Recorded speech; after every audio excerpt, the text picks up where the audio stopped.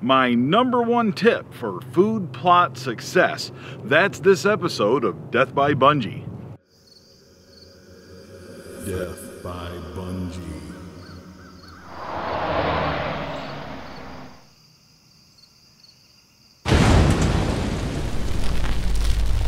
I'm standing up here on the upper end of the buck field where I am going to make a great food plot here. I'm very excited about it. It is going to be red zone for at least this end of it is.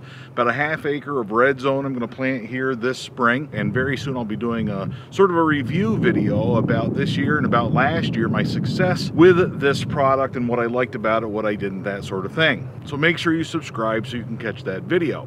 This video is about my #1 tip for food plot success. As you can see, we got a bunch of snow. Went all winter without any measurable snow, and then a couple of weeks before I get ready to start planting this stuff, sure enough, we get a little bit of snow.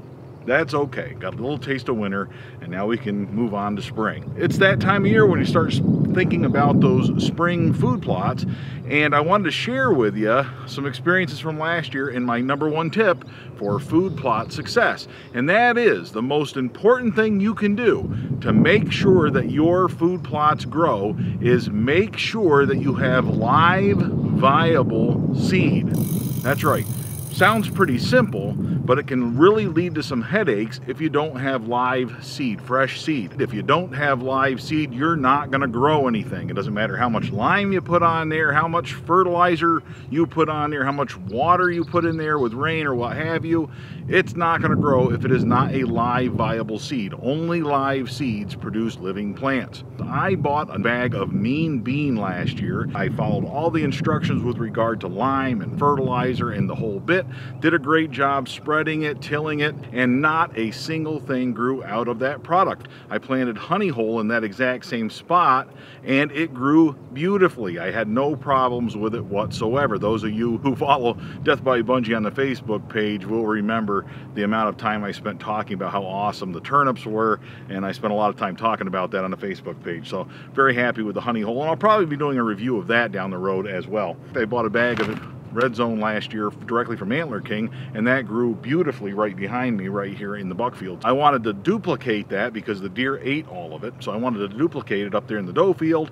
I tilled it, did exactly the same process with a bag that I had bought from a local establishment, and nothing grew. Once again, the same place sold me 2 bags of seed in one season that did not grow. But in those exact same areas, I had other plants that did grow using exactly the same techniques. Later on, when I questioned him about it and told him I was having trouble getting it to grow, the guy kind of fessed up and said, look, I bought a pallet full of different seed bags from a auction that I went to and put them on the shelves. People bought them. Well, of course, they're not going to grow if they were old seed that somebody was getting rid of, put on a pallet and sold at an auction. That's ultimately what I got stuck with. Real quick, I just want to show you a couple things to look out for.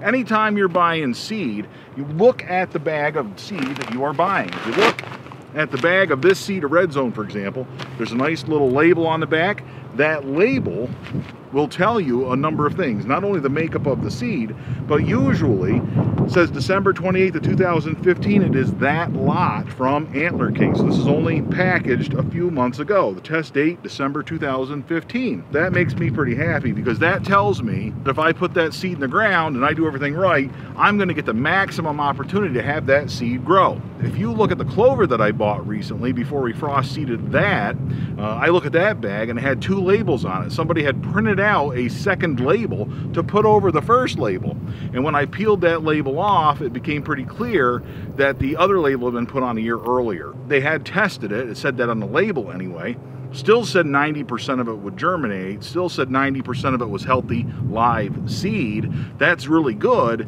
but it doesn't make me feel really good that that seed's been sitting on a shelf in some store somewhere for over a year. Now, if I don't use all of this seed up, I suppose what I can do is store it in a nice, dry, dark, cool place and make sure that it stays dry. And it should still, that's the best chance you're going to have of storing that seed. But ideally, what I try to do every year now, what I'm going to be doing every year going forward, I buy my seed directly from whatever company I'm buying it from. for the most part. The only thing I buy local are seeds like the clover, where there's a high turnover of that. I buy the Ladino clover seed in bulk directly from our local feed store, and I buy that there because they're going through so much of that there isn't really a problem where that's going to sit on a shelf too much. But anything that I'm buying in prepackaged bagged seed, I am buying that directly from the manufacturer, having it shipped to my house, and planting the freshest seed I can. That's my tip for you as far as food plots are concerned. Well, I hope you found this useful. I hope you are having good success with your food plotting. I hope you have good weather, better than what we're getting here in northeastern Pennsylvania so far. Good luck out there. Make sure you subscribe for future food plot and other crossbow hunting related videos. Make sure you subscribe for that. Like our Facebook page if you haven't done so already for regular food plot updates here from the kingdom of Bunjie. And until next time, all hail Bunjie!